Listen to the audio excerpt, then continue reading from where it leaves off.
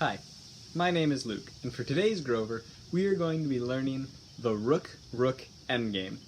Endgames are important in chess because if you are left with a small amount of pieces at the end of a game, you need to know what you should do to put your opponent into checkmate. As the name suggests, the rook-rook endgame means that you have two rooks that you are going to be using to put the other person's king into checkmate. It is sometimes called stair-stepping when this mate is used. To do this, you will first have your rooks. On your turn, you would move your rook to try and cut off the king from some part of the board, whatever way you decide you want to do. In this case, I'm going to try and trap the king on this side of the board. So the first thing I'm going to do is move my king here. Now the opponent may do any move. They could go anywhere and it would work, as long as they aren't moving into check. So for example, the other king might move here. Now this is where the part of why it's called stair-stepping is first done. I would bring this rook down to trap the king.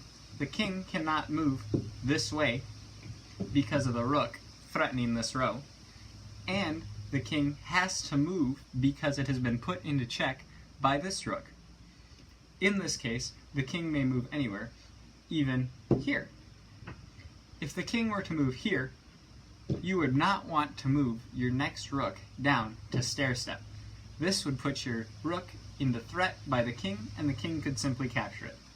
So you would want to move your king away to safety, making sure not to put the rook in the same row or column as the other rook. So you would probably want to do it all the way down here.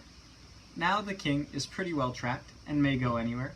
If it went here, you would bring your rook down and continue to stair-step your way down the board. And now the king is forced to move into the final row, and you would be able to put the king into checkmate by moving your rook to the end of the board. The king has nowhere that it can run to out of check. The king has no pieces that can block, as well as the king cannot capture, or no other piece can capture, the rook that is putting it into check. This can be done in any direction with any assorted number of pieces to bring the king to checkmate. So in a case like this, you might want to decide first, where do you want to trap the king?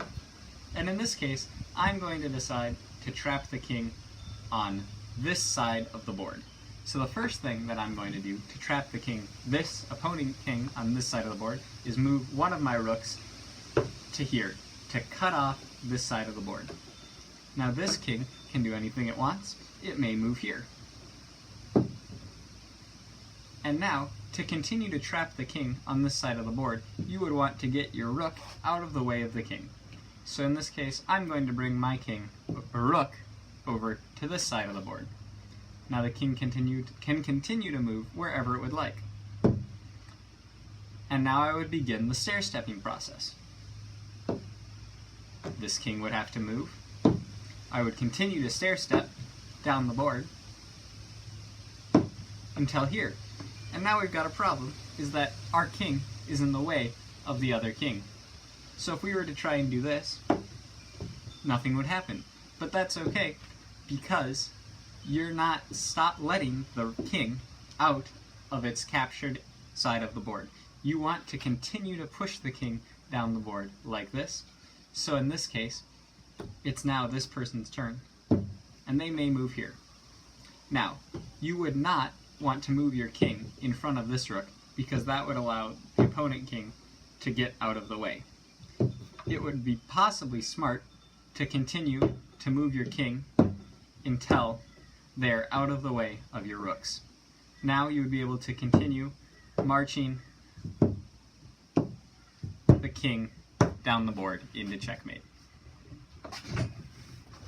That is how you do the rook-rook endgame. Thanks for watching.